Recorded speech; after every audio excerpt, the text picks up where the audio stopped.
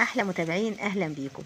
الطعميه البيتي هنعملها باسهل طريقه ومن غير اي مجهود ولا اي تعب وابسط المقادير، وكمان هنعملها في الخلاط. شايفين شكلها تحفه وسامعين الصوت؟ مقرمشه جدا وطريه من جوه زي ما انتوا هتشوفوا. يلا بقى تعالوا نشوف هنعملها ازاي. ويا ريت اللي يشوف الشكل الجميل ده يعمل لايك، واللي مش مشترك يشترك ويفعل الجرس عشان يوصلكوا كل جديد. تعالوا نشوف هنعمل الطعميه ازاي. معانا نص كيلو فول مدشوش، ده نص كيلو. انا نقعاه من قبلها بيوم، من قبلها بيوم عشان انا هعمله في الخلاط، عايزاه يطرى قوي. غسلته من الميه بتاعته وصفيته خالص، وجيت حطيت حزمه كرات عليه، حزمه كرات وحزمه بقدونس على كزبره وبصلايه صغيره. بس كده، مش هنزود خضره. ومعلقه توم مفرومه كبيره. بلاش تزودي الخضره عشان الخضره بتسودها، وانت بتقليها هتلاقيها سودا كده لان الخضره كتيره فيها. بنقلب كل الخليط ده في بعضه وبعدين بنجيب الخلاط. بجيب الخلاط وبعدين بجيب كوباية مية، كوباية مية هي وسط، وبحطها في الخلاط. مية عادي. وبحط شوية صغيرين من الخليط بتاع الطعمية، ونفضل نولع ونطفي نولع ونطفي كده في الخلاط لحد ما تتضرب معانا كويس. طب ما لقيتيش كرات او مش عندك او مش متاح، ممكن تجيبي بصل اخضر او تكتفي بالبصل العادي اللي احنا حطيناه مع الخضره وخلاص على كده. انا ما بعملش في الكبه وبعمل في الخلاط لان الكبه عندي ضعيفه وبتطلعها خشنه معايا، لكن الخلاط بيبقى اسهل واحسن، وبتطلع زي ما بجيبها من بره بالظبط زي ما انتوا شايفين. وبفضل بقى اعمل كده بالمعلقه فيها عشان انزل منها اي سوائل، اي سوائل بتنزل زي ما انتوا شايفين. الشبه اللي بنجيبها من بره بالظبط ومضروبه كويس، لان اللي بره بيعملوها بالحجر فبتبقى مضروبه كده. دي بقى كوبايه الميه اللي فضلت اهي. هنحطها في الخلاط تاني ونكمل باقي الخليط، نحط فيها شويه برضو صغيرين من خليط الطعميه ونضربه. انت لو عندك الكبه قويه اعملي بيها عادي جدا. اهو هعمل بقى كل الكميه كده اهو. ده نص كيلو كله اهو عملته. بنزله بقى. زي ما انتم ملاحظين انا ما حطيتش اي توابل، ما حطيتش اي توابل فيها. دي ما تتحطش توابل فيها غير على القلي. حتى انا بصوا انا نسيت اوريكم الفول اهو. في واحده هي هوريها لكم، مخليها عشان اوريها لكم.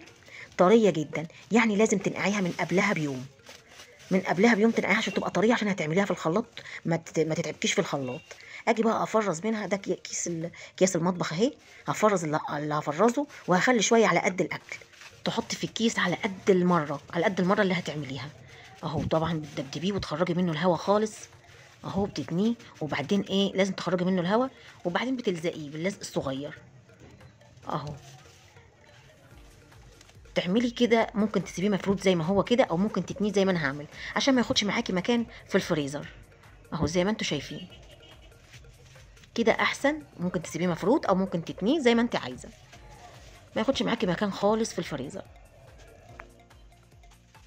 هعمل بقى الكميه اللي هفرزها كلها كده، وبعدين دول شويه هجربهم معاكم. باجي بقى اتبل نص معلقه ملح، نص معلقه كزبره ناشفه، نص معلقه كمون، وعلى طرف المعلقه كده كربوناتو او بيكنج باودر اللي عندك.